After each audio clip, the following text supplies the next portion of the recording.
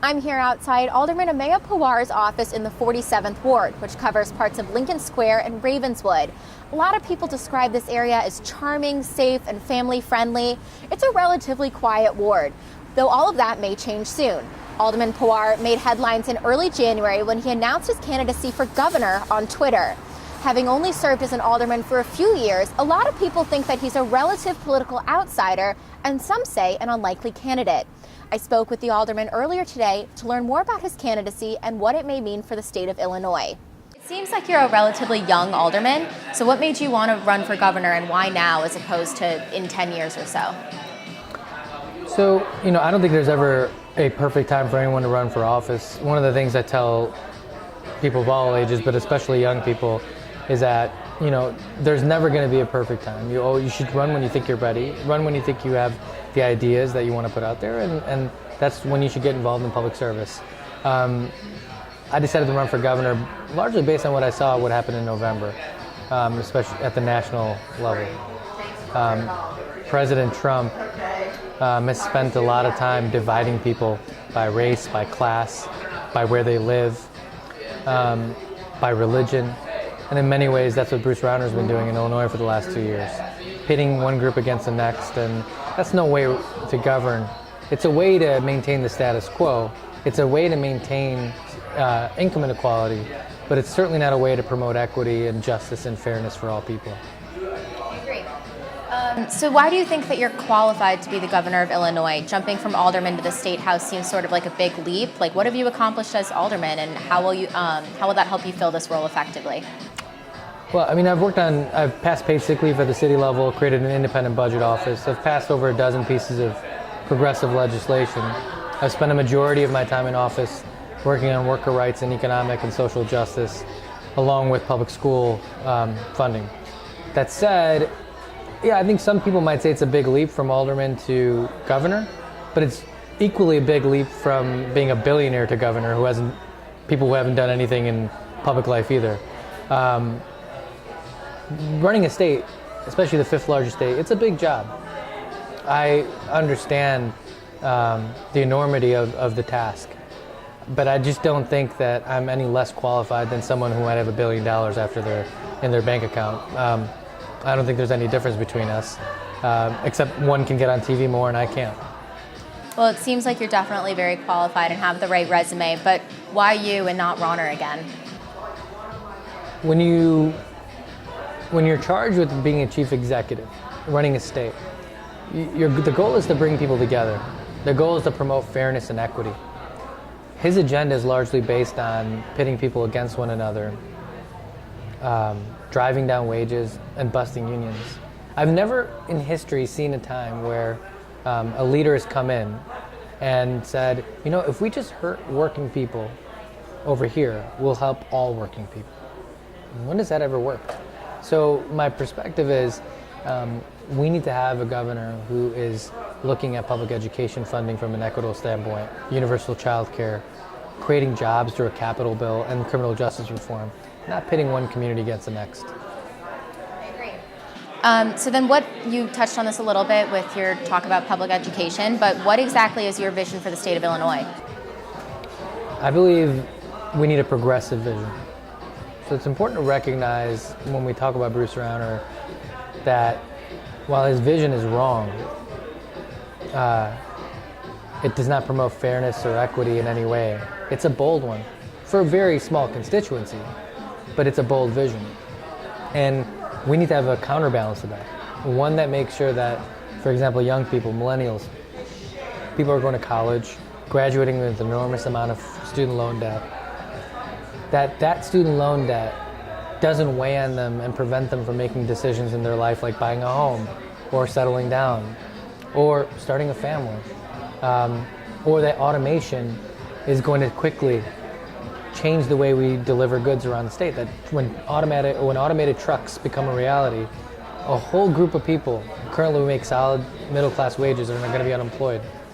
So part of this vision that I have is to recognize that we need to make sure that there's dignity in work, fair wages, fair benefits, but more importantly, opportunity for people, and then making sure that we're bridging the divide between those who have and those who don't. And that means reforms to making it possible to refinance student loans so that young people graduating from college aren't spending a majority of their income paying back student loan debt, that they have the dollars to buy a home or settle down, or that when jobs are automated because of autonomous trucking, that there is another industry for them to go to, not in the service sector where the wages are lower, but solid middle-class jobs. That's my vision. Great vision. So the Chicago Reader recently compared you to FDR, saying that you wanted a New Deal for Illinois. And interestingly enough, Ronner is a conservative who's trying to destroy the legacy of FDR policy. So what's your plan for this New Deal? The plan for the New Deal is that we need to invest in people.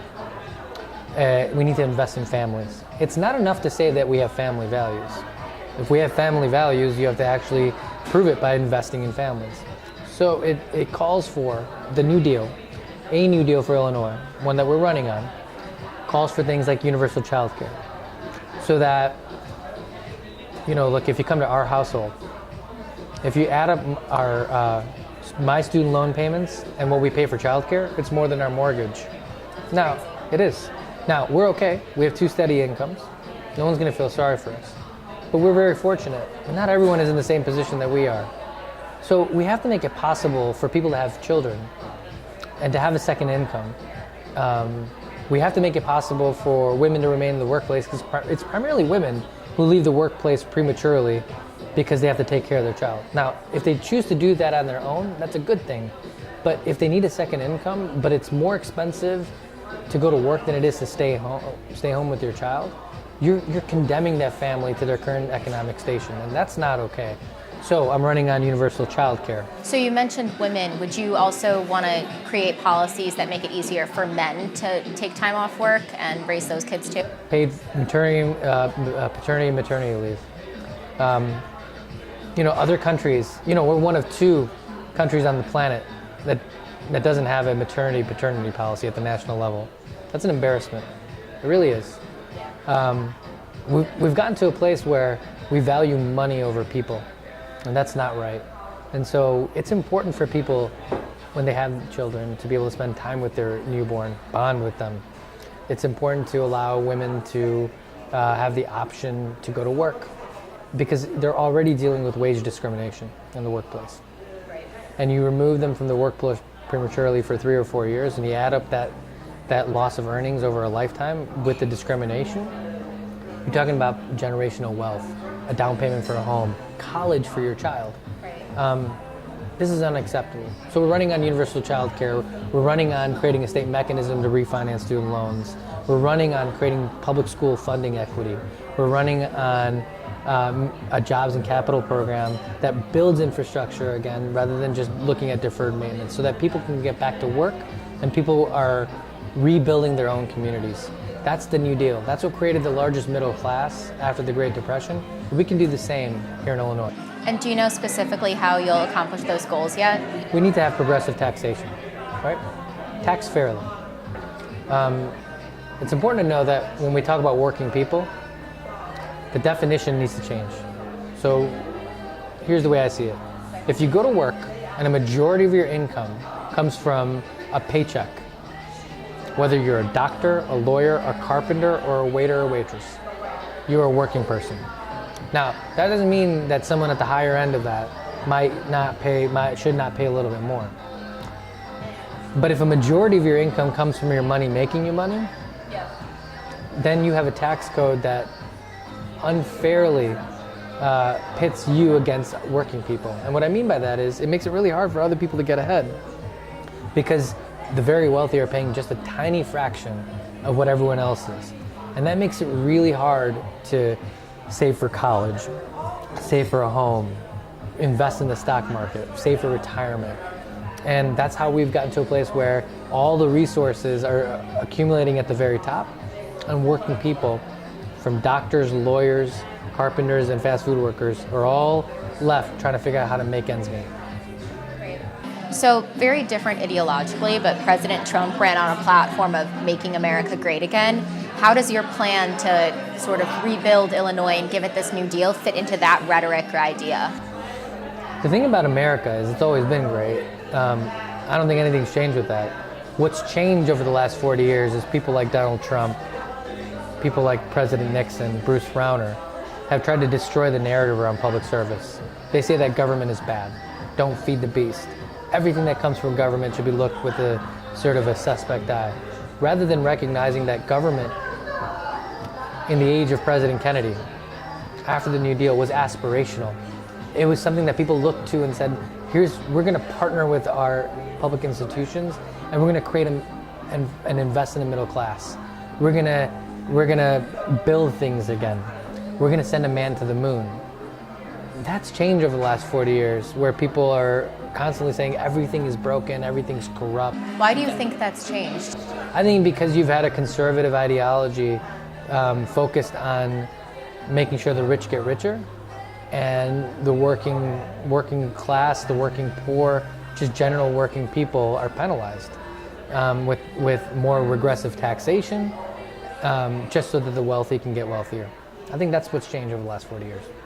The divide has never been greater, and this has been a 40-year work in progress by some conservatives, and now we're paying the price with people like Bruce Rauner and Trump.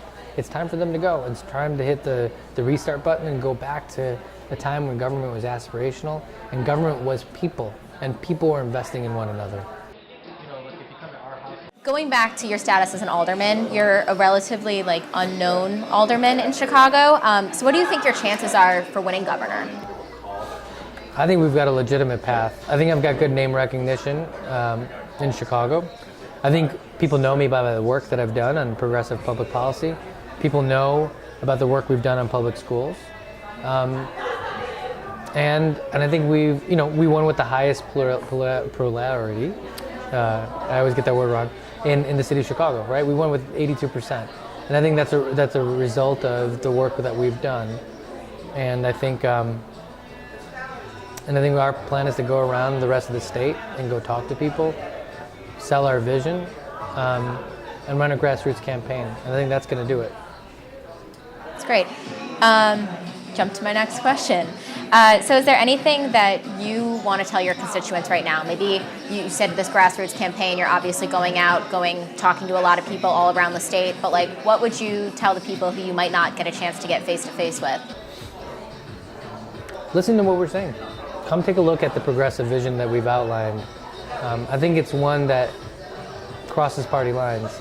It's not about being a Democrat or Republican, because quite frankly, I don't think people wake up every day and look in the mirror and say, I'm a Democrat or Republican. People like me force them to choose come election time, and that's okay. But for the most part, people just want to be able to pay their bills, send their kids to good schools, and hopefully get ahead over time and pass some wealth down to the next generation. That's all that people really want. And we need to go back to the time where government was made that possible for people, instead of in a place where we're demonizing one another and fighting over scraps. That's what people like Bruce Rauner and Donald Trump thrive on. They fight, they keep us fighting over scraps, they thrive on chaos, and the only thing that happens is the rich get richer as a result.